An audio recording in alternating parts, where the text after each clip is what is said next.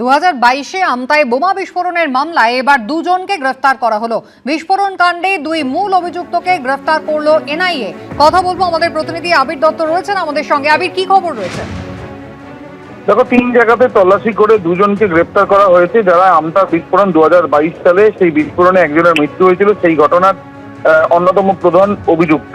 এবং যেটা জানা যাচ্ছে যে আসফার মিদ্দা এবং ইমতাজুল মিদ্দা এরা লুকিয়েছিল এবং এদেরকে ইতিমধ্যে হাওড়া অঞ্চল থেকে গ্রেপ্তার করা হয়েছে।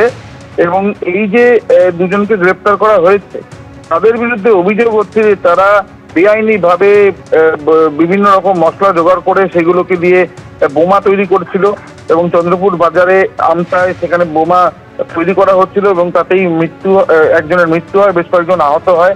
23শে ফেব্রুয়ারি 2022 সালের ঘটনা। এবং এই ঘটনার পরে যেটা জানা যাচ্ছে যে মোট 4 জন আহত হয়েছে, তার মধ্যে একজনের মৃত্যু হয়।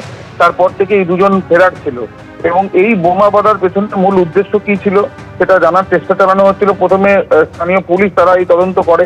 2024 সালে এপ্রিল মাসে এনআইএ তদন্তভার হাতে নেয় এবং হাতে নেওয়ার পরেই এনআইএর তরফ থেকে সেই বিষয়টা তদন্ত করে দেখা হচ্ছে। এবং এই যে দুজন, তাদের রাজনৈতিক পরিচয় কি এবং তার সাথে সাথে কেন বোমা বাঁধা হচ্ছিল, কার নির্দেশে বোমা বাঁধা হচ্ছিল, কোথা থেকে এই সরঞ্জামগুলো বা কাঁচামালগুলো এসছে, সেগুলো খতিয়ে দেখা হচ্ছে বলে এনআইএ সূত্রে খবর। ধন্যবাদ।